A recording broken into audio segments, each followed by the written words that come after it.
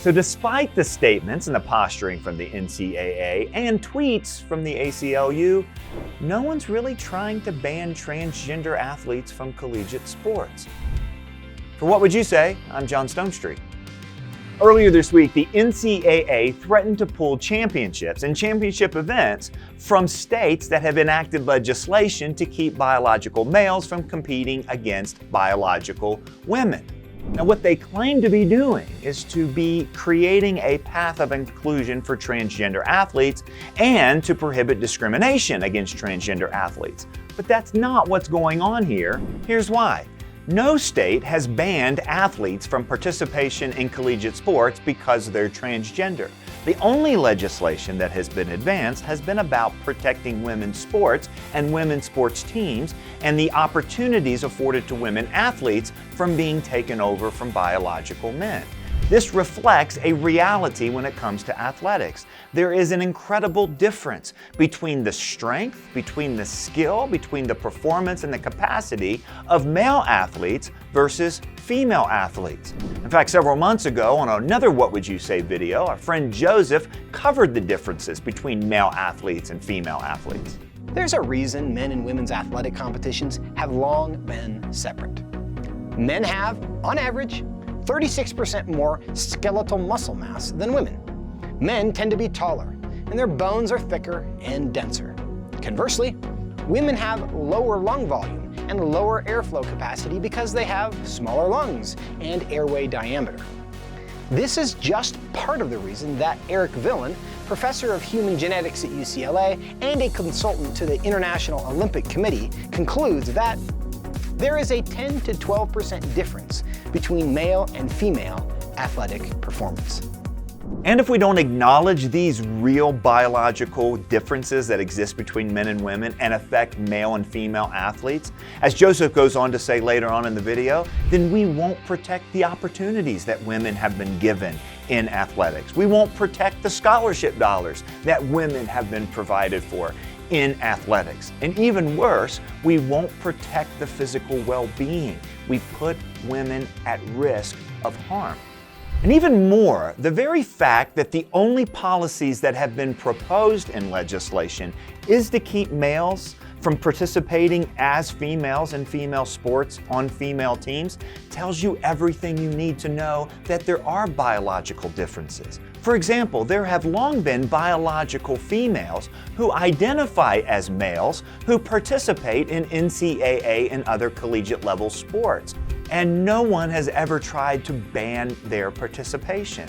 Why? Well, because these are biological women that are competing against other biological women. There's no unfair advantage. There's no risk being posed to the other athletes that are on the field or on the court. Biologically female athletes identifying as either male or non-binary is nothing new.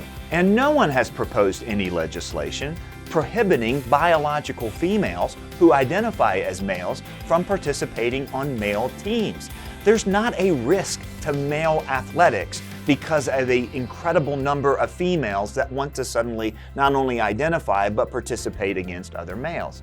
This whole issue only goes one direction, and that is biological males wishing to compete as females against other females. And the risk associated with that is becoming increasingly well documented. Again, here's Joseph from a previous What Would You Say video telling some of these stories. A student at Franklin Pierce University in New Hampshire previously competed on the men's track and field team, but now competes as a female. In 2018, as a man, he placed 8th in a field of 9 in the 400-meter hurdles during a regular season meet. The following year, competing as a woman, he won the national championship in the 400-meter hurdles by 1.5 seconds. It's happening in weightlifting competitions as well. Mary Gregory, a biological male, set new world records in each of the 9 events he participated in during an event in April 2019. In 2018, an athlete born male competed in a women's mixed martial arts competition. His opponent, Tamika Brents, was knocked out with a concussion and a broken skull. Afterwards, Miss Brent said, I fought a lot of women and have never felt the strength that I felt in a fight as I did that night. I can't answer whether it's because she was born a man or not, because I'm not a doctor.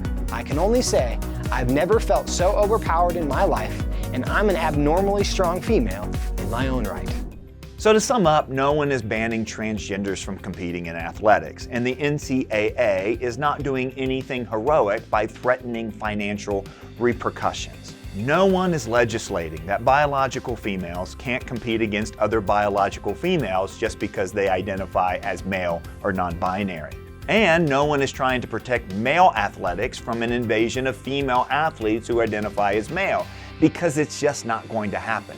The fact that both of these things are not a problem that anyone is trying to deal with reveals the fundamental biological differences between males and females that apply to male and female athletics. The only issue is protecting the opportunities and the scholarships and the physical well-being of biological females from biological males who want to identify and compete as females.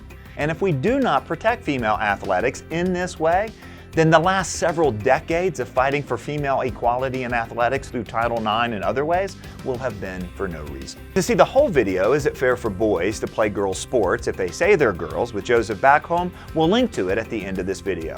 For What Would You Say, I'm John Stonestreet.